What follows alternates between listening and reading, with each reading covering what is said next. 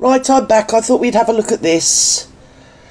Tone deaf Meghan Markle wants sympathy. Well, she always wants sympathy, doesn't she? But hasn't done a day's parenting in the real world. What are you saying? What are you people saying about the Markle? She's like Mary Bleeding Poppins, this whole thing. She really is. She's like Maria von Trapp. Anyway, we're going to hear about her struggles, ladies. Struggling everywhere. I don't know. I might actually send her a donation. I feel so bad. Go on. If I don't have meetings in the morning, then I try to do school drop-off. Of course you do, darling. They're at 2 different schools. So that's a big circuit. So I have noticed the usage of the word try. Try. And now we're going to go on about, there's a big circuit because there's 2 different schools. Oh my God, you poor little darling. Suffering's terrible. 6:30 in the morning on drop-off We should say a mass. I think we should say a mass and all go and light candles for the Markle. She struggles. She has to get up at 6:30. Yeah, of course she does. And then she has to drop the kids off at 2 different schools and do a big circuit. She don't get home till 9 p.m. or 9 a.m. Yeah, probably. Yeah, she probably stops at Spoons on the way home. That's why. Go on. I'm not home till 9. No. I mean, I wasn't surprised at all by this. She's working her fingers to the bone, darling. Don't you come on here and start being rude about the Markle. Honestly. She's harassed. She's honest. She has the most terrible life, you know. She's existing. She's not living. It's terrible. Awful. Information, because Meghan has always said that, she's got lots of staff around her, and we've heard lots of complaints from lots of people that have worked for Meghan. So it was no surprise that she's got this sort of... Look at me, I'm Sandra D, lousy with... I won't say the word. La la la la la la la la la la. And I'm 43. There we go. Move on, Gert. Don't be a bitch. Team of people operating her life. But I think I was surprised because she always sold us, the public, this lie that Doria, her mom, she didn't sell was her primary nanny. I mean, she would push all these stories out to the press saying, Doria is living with me. There's nothing that you'd like more for your children. I mean, I know she's the Markoletta's, obviously, oracle, or whatever she is, that birthed the marvellousness of the Markle and her fulsomeness, darlings. I mean, if it wasn't for Doria, whatever her name is, Dorito, we, as a globe, would be, and humanity and mankind itself, deprived. We'd be deprived of such an icon. And all right, she's got quite a lot of, problems in her background, and maybe a bit of, what called, I don't know, don't want to say. Seemed to disappear quite a long time. Nobody knows. And to be honest, I couldn't think of anybody I'd rather leave my kids with. Do you get me, Capiche? Go on. I didn't trust any of the staff at the royal, at the palace when I was living there. I hated it. I just want my family. And then she backtracks and goes on this rant about how her life is so hard that she has to do school drop-offs, and thank God that she's got a live-in nanny who's been living with the family for the past 5 years, basically raising these 2 children, I would only assume. Yes. And so it's just another lie from Meghan, where she's told us one thing about this wholesome family life that she's got. Yeah, but you see, narcissists don't lie, darling. When she splurges from her mouth, it becomes fact, darling. So if it's fact, it can't be a lie, can it? I mean, me and you can see it's a lie, but the Markle can't, because, she's wonderful. And whatever they manifest becomes truth. In a very sort of godlike and totally iconic way. It's marvellous, really. World peace. Can we get her to concentrate on that? Because if she splurges forth, it will become manifest, darlings. And then we can all look around and know that we've got total world peace. Or something about peace, anyway. But really, it's staff behind the scenes that are upholding this entire image for this woman. Yes. I mean, tone deaf could be Meghan Markle's middle name. She is really, really tone deaf when it comes to these things. And I think that 2-hour podcast that I just had to sit through. She looks proper shagged out, doesn't she? Bless her heart. She really does look like she's had a rough old time of it, doesn't she? I really pity her, I do. Like I said, I'm going to go and do a mass for her. I'm going to ask the local Catholic church if we can do a mass and light some candles And I think it would be quite fitting if we prostrated ourselves, darling. You know, in the aisle, along the altar, maybe all of us. We should line up and do it in turn.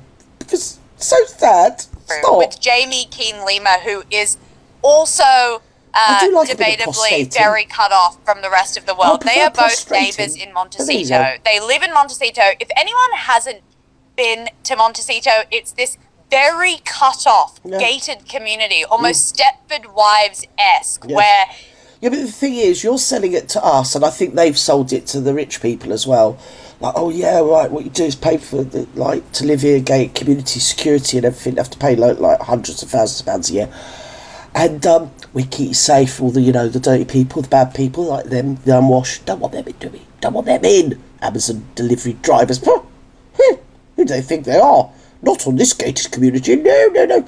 But really, if you think of it from another point of view, they're keeping them from annoying us, aren't they? The most of them, they're all there behind locks and keys, aren't they? In a great big gated sort of area. Like a, what would you call it? Not a trench. Like a stockade. Yes, keep them in. And make sure you do 24-hour patrol. Don't let them out. Bleeding nuisances. Right, let's go. A lot of women kind of almost walk around lobotomized and completely out of touch with the rest of the world because there's these gilded gates that guard the community. I feel like it's worth mentioning because both of them She's emancipated. She's a beautiful woman of colour. Something or other, uplifting, authentic, classy, orgasmic. This, that, and the bleeding other. She's ball breaker, going to go and change the world. Me and Barry, we're going to change the world. And now her new iteration is that she sort of drifts around somebody else's kitchen throwing petals on sausage rolls. So, I don't know. Do you think they might know Cheech and Chong? Do you think it might be an outtake from Cheech and Chong? I think it could be, if you think of it. I think that might be what has actually happened here. I think they've gone in with Mr. Cheech, and he's rung Mr. Chong, and then it's all gone very petally. It has. A very, what I might say, herbal. Very herbal. Lots of herbs. Come across that they haven't actually, been in touch with maybe someone who's worried about the price of eggs, someone who's got a sick kid, someone who's actually had to she's got that face, that Jamie, with real world issues, but also that she has the time to write her child. Is she smiling, or is it just all the Botox and facelifts and the injections in the eyes and everything? So we think that she's gurning. Well, in Britain you call it gurning, which is what she's doing. Pointlessly, yeah. But if you look at her, could she be about 85, and that's what happens when you have too much Botox? Is it going the same way of Jocelyn Wildenstein, darlings? Because it could be, couldn't it? Could be. It looks very dangerously near the edge of it. In fact, I'll be honest, I think it's fallen over it. Children, actually. Emails. Every single night. Now, people have had massive reactions to this because of just how unrealistic it is. I think anyone with a child can tell you that once you've actually gotten past all the rigmarole of being a parent, picking the kids up from school, washing them, putting them to bed, the last thing you want to do is get out your laptop and write some sort of long-form email to them. But can you imagine being... Totally right. Totally agree. She's just full of so much hooey. It's unbelievable. Not sure what's going on here. Do we know if Barry was on set? Did he appear somewhere out of the view of the camera at this point? Because something seems to be occurring. And I, for one, am far too ladylike to sort of, speculate. Either way, I mean, has she just smelt... Did Jamie fart and she just smelt it?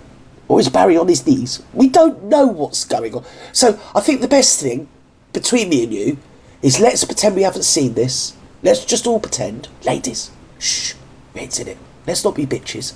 And let's just move on. Archie or Lilibet and opening this inbox of 6,000 emails when you turn 18. It's like, no one wants that. Not the children, not anyone involved. And also it sets this really unrealistic expectation, which Meghan is so good at doing for other parents, to do this. I just think the whole thing was really, really out of touch, but she doesn't live in the real world. Oh, yeah, have we seen the bit where she starts crying?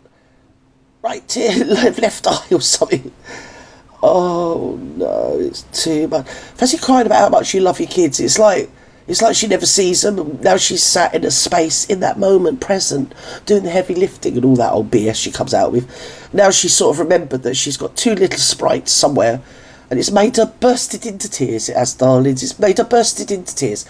Or is it circa 1980s really naff drama classes? I think it might be. Expect her to have any sort of ideas of what it actually is like to be a parent and how many parents can actually do that. Yes. Harry is not going to be there for Archie's sixth birthday party. Now, this is yet again another birthday that he's missing.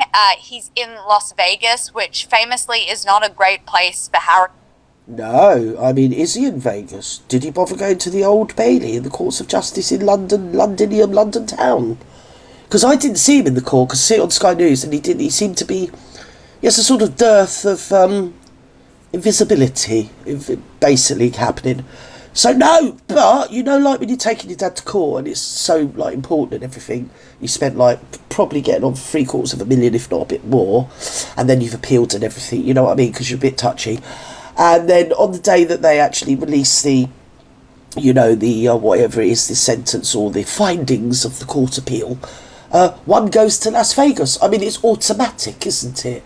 It is automatic. I myself would probably do exactly that. Do you know what I mean? What a waste of money, spaffing it up the wall. But he is in Las Vegas launching some other charity effort. I think it's to do with Invictus. He's not going to be there. Oh, so he's in Charity Invictus in Las Vegas. That's Vegas, whatever his name is. Oh, it's funny how they never have any of them events in sort of just downtown somewhere, is it? It's always like boom, boom, boom, somewhere. Yay! Oh, well, while I'm here, I might as well just dress up and see a couple of, you know, ladies. Let's say ladies. He seems very checked out from the whole situation. They're all checked out. But in terms of, you know, her saying that she really is overwhelmed with motherhood, I mean... She's overwhelmed with motherhood. One should probably hire another nanny then, darling. That's all I can say. Actually spent one day as a mother with the kids without the aid of nannies, cleaners, chefs. Oh, look, there's Guy. Guy's iterated there, bless him. Yeah, hold on, because sooner or later she's going to take down the vets. Do you get me? I'm not sure when this was filmed, but poor Guy, poor dear Guy. Late, much lamented, darling Guy. I don't think so. And I think that's where this cognitive dissonance is coming from with her brand, because she's trying to sell herself as this wholesome mother who's baking cookies and making tea for the rest of the family. But we all know that that's not the truth. So when she's trying to sell these kind of, I'm sorry, but crappy, cheap tats to middle America, she needs to have this relatability. I mean, you know, like I think I've said before, because obviously... You simian, you. I'm on top of things. And from my little weird mind, the way I looked at it, she made a big thing. Was it in here? I think she did it on this Drew. It was time. No, it's not Drew. It's Time 100. And then also Jamie. How she spent days and days and hours fingering bits of wood and bits of cardboard and tissue and paper and all sorts of things because she knew. She knew day and night. She knew she couldn't sleep. She was so worried that everything is in the packaging. Now, everybody in the real world knows that literally nothing is in the packaging. Everything is in the product.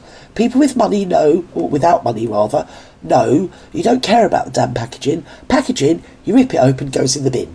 Okay? What you're worried with is the product. And if you pay 30 quid for some syrup in a bleeding jam, whatever it is, jar, and it comes round, it's got a bit of tissue around it in a bit of a balsa wood box, signed with Her Royal Highness the Duchess of Muchness. The fact that that's there doesn't detract from the fact that the so-called jam, under trade's description, isn't really jam. So the product you've paid for is ooky, and she's made up for it by giving you a load of old tissue and balsa wood. So, no doubt you do feel better. I mean, I don't know, do you? Because I would never buy her tat. And she doesn't have that at all. And this, I really think, is going to be her major roadblock with her business and selling things. When people say, okay, you've said that, it's like the little moments. I have often thought, I don't know what trailer park he was visiting that time and he met her. Do you know what I mean? Was he walking the dog or something? I've got no idea what this is about. when you take off whatever it is she's wearing, that even though it looks atrocious, actually costs like thousands of pounds and probably hundreds of thousands of pounds if you factor in her jewellery, you've still got a right little bleeding madam sat there, haven't you? Anyway, I've had enough, you've had enough, and she's going to be... she's 47 and she will be 48 on the 4th of August, 2025, darlings. Shall we have a party? Shall we have a street party? Shall we put the bunting out? Maybe make a cake? Oh no, she don't do... Oh no! Well, she does do cake. She does cake. They'll start throwing bleeding petals all over and dead bits of leaves. And foliage. She'll be scrumping. Oh my God, no, actually, scrap that. No, I'm not doing that. What a waste of time. Bye-bye.